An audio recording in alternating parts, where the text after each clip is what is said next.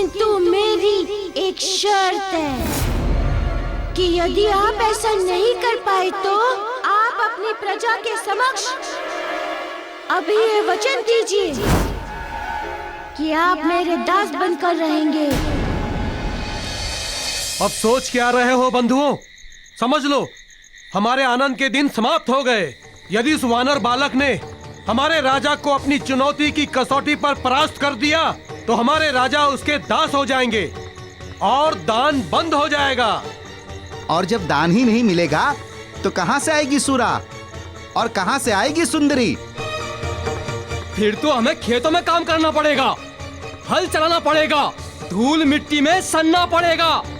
अरे नहीं नहीं भैया, आप सब लोग तो जानते हैं कि हमें खेती से क्या प्राप्त हुआ है। ना सुरा, ना सुंदरी, ना रूपसी, ना नृत्य मिलता है।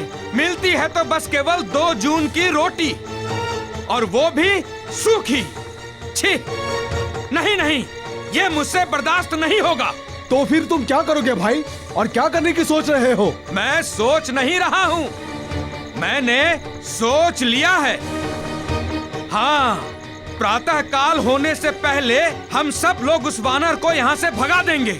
ना वो वानर यहाँ रहेगा और ना वो राजा के पास दान मांगने जाएगा। उसके भागने से क्या होगा और उसे भगाने से हमें क्या प्राप्त होगा? वो यहाँ है तो हमें पीड़ा पहुँचा रहा है, और वो कहीं और जाएगा तो दूसरों को पीड़ा पहुँचाएगा। तो क्या? मैं तो कहता हूँ उस वानर बालक को ढूंढकर मार डालते हैं। ना रहेगा बांस और ना बजेगी बांसुरी। हाँ हाँ बंधुओं, चलो अभी उस वानर बालक को ढूंढते हैं और उसका अंत कर देते हैं।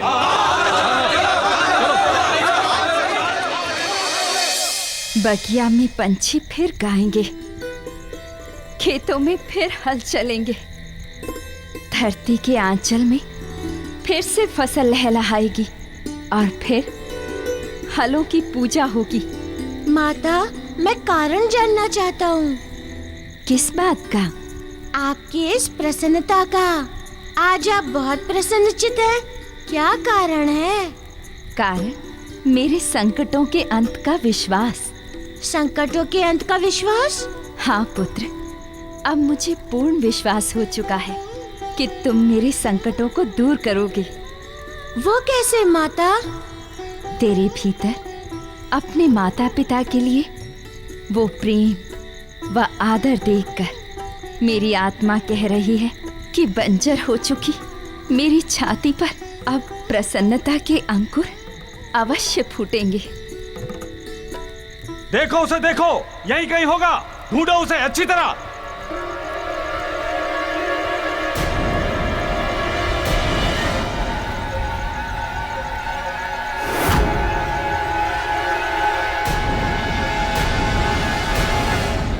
क्या चाहिए आप लोगों को? किसे ढूंढ रहे हैं? तुम्हें ढूंढ रहे हैं, तुम्हें।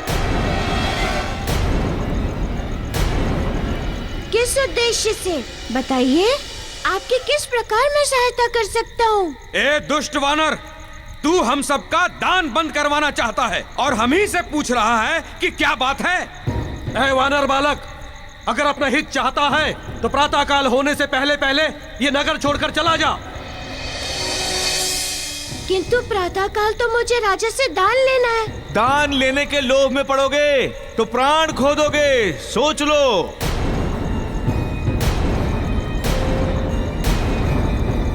सोच लिया। क्या सोचा? यही कि वचन पूर्ति बिना यहाँ से नहीं जाऊंगा, कहीं नहीं जाऊंगा। कैसा वचन? किसको दिया है वचन? माता को दिया है वचन। उनके समस्त दुखों को समाप्त करके ही तब यहाँ से जाऊंगा। तो फिर बताइए, मैं कैसे जाऊँ कार्य अधूरा छोड़ के? तो फिर धरती लोक छोड़कर परलोक जाने के लिए तैयार हो जा।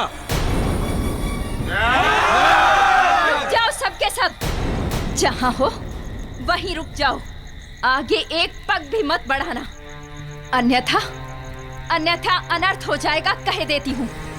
तुम सभी बिना परिश्रम के मुफ्त का धन पाकर तुम सभी की बुद्धि भ्रष्ट हो गई है। लज्जा आनी चाहिए तुम सब लोगों को, लज्जा। तुम धरती की संतान होकर इस प्रकार के अनर्थ में लगे हुए हो। ए बुढ़िया,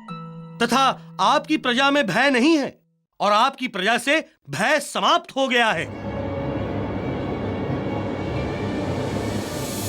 अतएव महाराज, इस जयघोष के लिए भय का व्याप्त होना आवश्यक है, अति आवश्यक।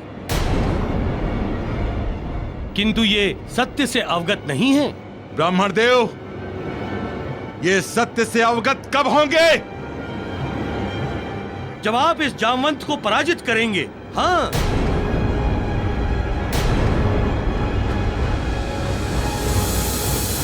तब ये प्रजा आपकी जय जयकार बोलेगी।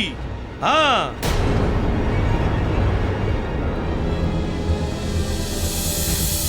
उचित कथन है आपका ब्राह्मण देव।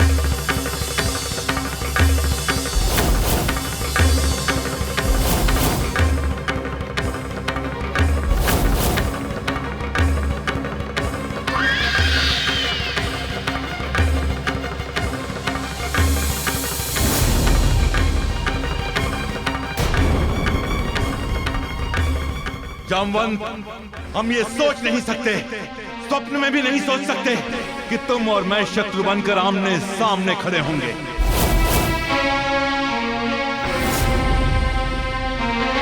पुनः सोच लो, अंतिम बार सोच लो, अभी भी समय है। तुम हमसे क्षमा मांग लो, हम तुम्हें जीवन दान दे देंगे। महाराज, योद्धा युद्ध भूमि में आकर वाक युद्ध नहीं करते, बल्कि बल प्रहार करते हैं। अच्छा, तो ये लो।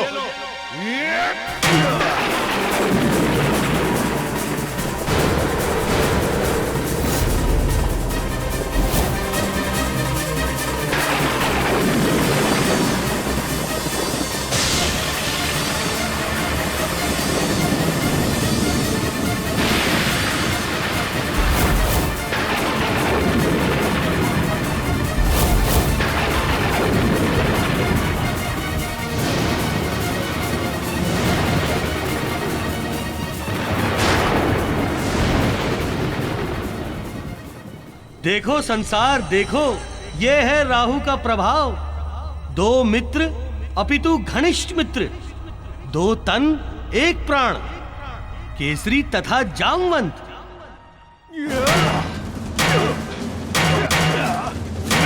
आज मेरे कारण एक दूसरे के रक्त के प्यासे आमने सामने शत्रु बनकर खड़े हैं, घात प्रतिघात का खेल खेल रहे हैं।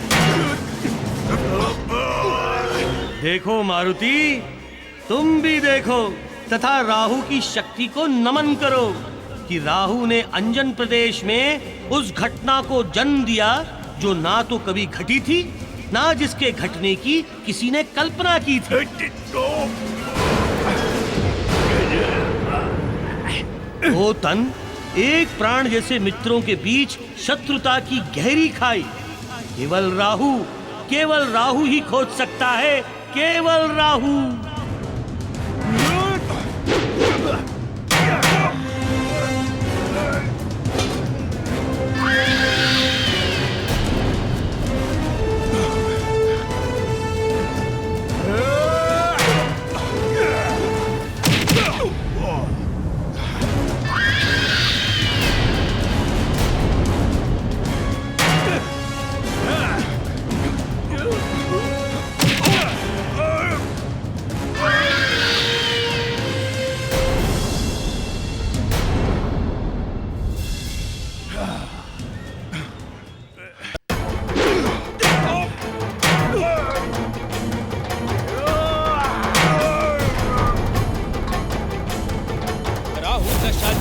प्राणी पे पड़ती बुद्धि ही भ्रष्ट हो जाती है।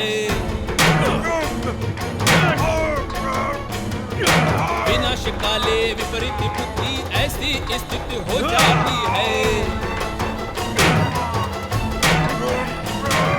राहु ऐसा दंड रचाता मित्रों में युद्ध करा देता है।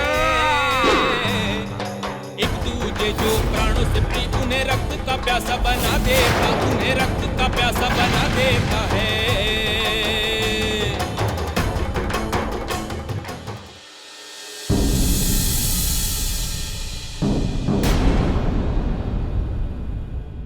महाराज, मित्र कहा था मैंने आपको, और हृदय से मित्र माना भी था मैंने आपको।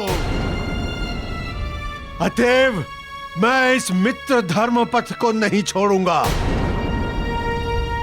और मित्र का धर्म होता है मित्र की रक्षा करना, उसे मारना नहीं।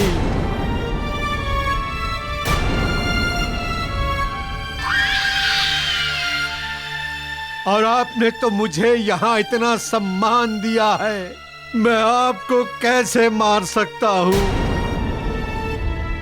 सम्मान का मान नहीं रखकर मैं राजा के सिंहासन और मित्र के आसन दोनों को कलंकित करूंगा। मैं मित्र के माथे पर कलंक का टीका नहीं, अपितु सम्मान और विजय का तिलक देखना चाहता हूं। मैं तिलक देखना चाहता हूं।